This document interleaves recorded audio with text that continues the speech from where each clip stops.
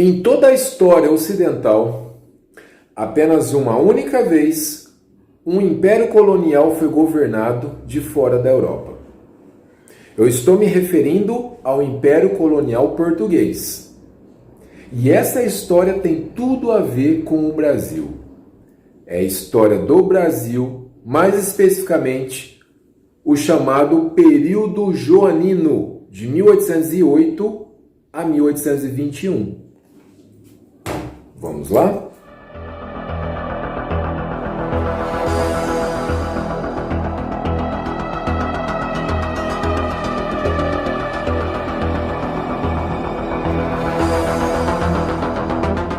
Este vídeo é especialmente para vocês que já estudaram a Era Napoleônica e já estudaram o bloqueio continental. É a história do Brasil. A nossa história começa em 1806, quando o imperador Napoleão Bonaparte, na impossibilidade de vencer sua inimiga Inglaterra, decretou o bloqueio continental. O bloqueio continental era uma medida muito mais defensiva, pois proibia qualquer país da Europa de fazer comércio com a Inglaterra. Como Portugal não aderiu ao bloqueio continental decretado por Napoleão, Portugal foi invadido por tropas napoleônicas, forçando a vinda da família real portuguesa para o Brasil. Então, em novembro de 1807, toda a família portuguesa, funcionários do reino, conselheiros, ministros, nobreza, mais ou menos mais de 10 mil pessoas embarcaram em navios portugueses, escoltados pelos navios pela Marinha Britânica e fugiram para o Brasil. Ops, não pode falar fugiram. Transferiram a corte portuguesa para o Brasil. Pronto. Chegaram aqui em 1808. E em 1808, os historiadores indicam que começa o período joanino e vai durar até 1821. Com a transferência da família real para o Brasil, aconteceu a famosa inversão brasileira. O Brasil, colônia de Portugal, passou a ser a sede do Império Português, o centro comercial e da decisão política, pois o príncipe regente e a família real estaria aqui no Brasil. O primeiro ato do Dom João foi a Carta Régia de 1808, que abriu os portos às nações amigas e automaticamente extinguia o Pacto Colonial. O Pacto Colonial, ele institui a exclusividade do comércio da colônia em favor da metrópole. Resumindo, o Brasil só podia fazer comércio com Portugal. O que significava essa Carta de Abertura dos Portos de 1808?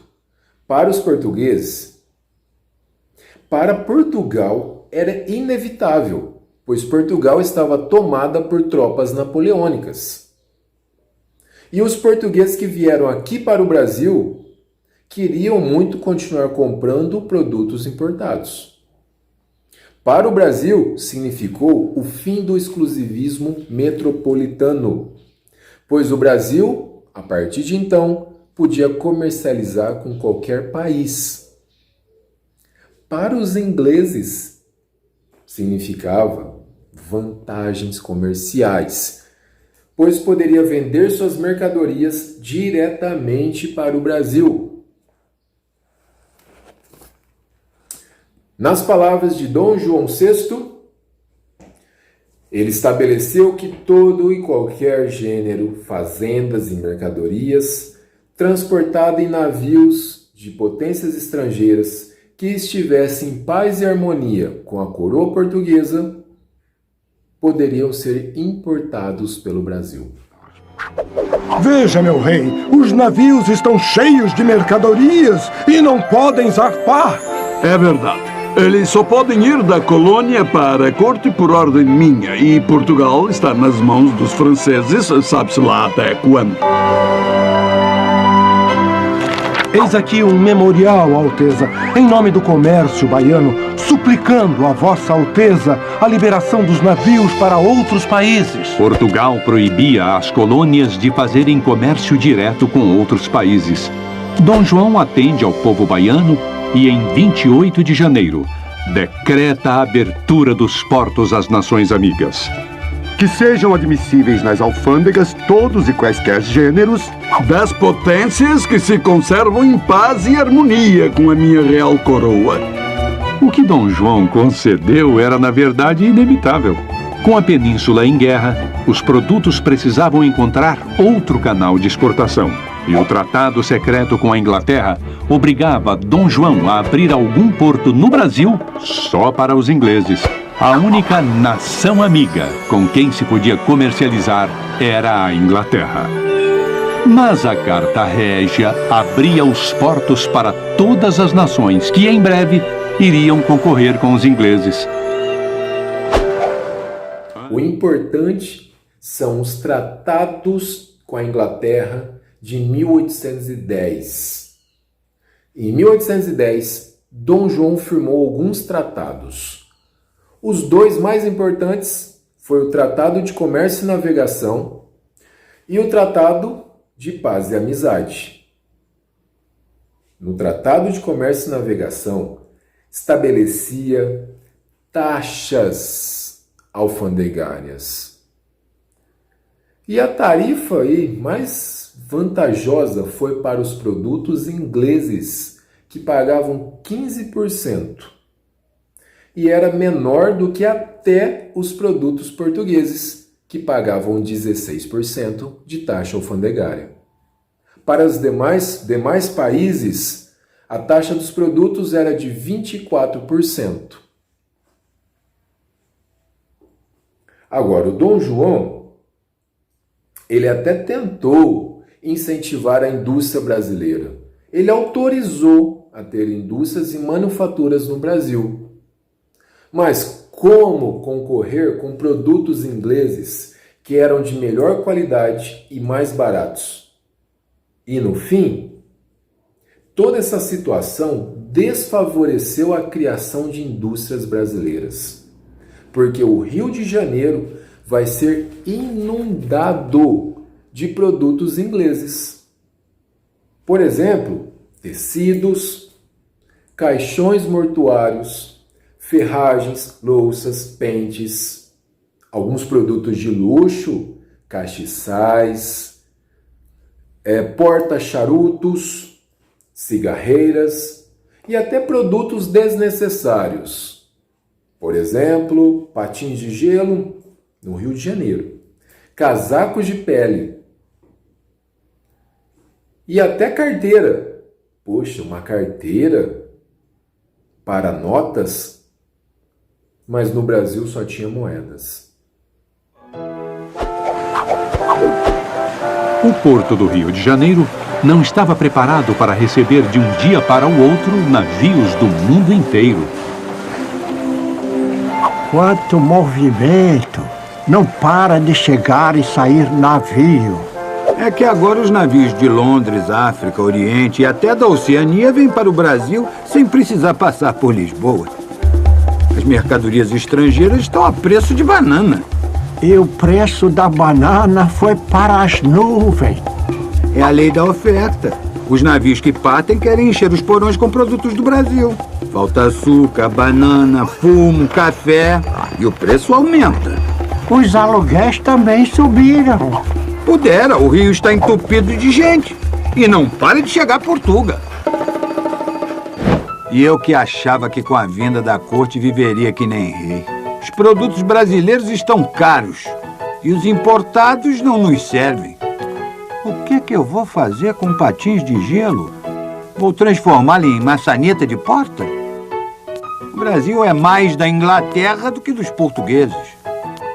E o povo brasileiro, como é que fica? Essa historinha que você acabou de assistir é baseada no livro em quadrinhos Dom João Carioca. Os autores levaram muitos anos pesquisando os detalhes do período joanino para serem fiéis à história o máximo possível. Continuando nossa história. Nesse tratado de comércio e navegação,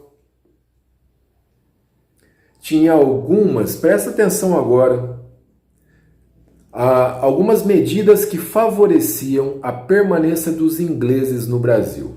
Presta atenção. Primeiro, os ingleses tinham liberdade de circulação. Podiam viajar livremente por todo o Brasil. Segundo, os ingleses tinham direito a uma justiça especial. Eram julgados por leis inglesas, por juízes ingleses. Terceiro, os ingleses podiam adquirir residências, bens e comércio. E quarta vantagem para os ingleses é que eles tinham liberdade de culto ou liberdade religiosa. Podiam ter cemitérios e templos protestantes. Liberdade de culto nem os portugueses e os brasileiros tinham no Brasil. E isso foi complementado pelo outro tratado, o Tratado de Paz e Amizade, onde um dos artigos determinava que não estabeleceria no Brasil o Tribunal do Santo Ofício. Então não haveria perseguição religiosa de nenhuma maneira aos ingleses. Pronto. Nem aos presbiterianos, puritanos, nem anglicanos, nenhuma perseguição religiosa. Agora, por esse tratado de paz e amizade, tinha uma determinação para extinguir gradualmente o tráfico negreiro para o Brasil. E aí, gente, é uma posição inglesa em relação ao trabalho escravo, porque a ideia da Inglaterra era limitar o tráfico de escravos para o Brasil. Limitar. E como fez isso? Só vão ser aceitos escravos provenientes das colônias portuguesas, principalmente de Angola e Moçambique.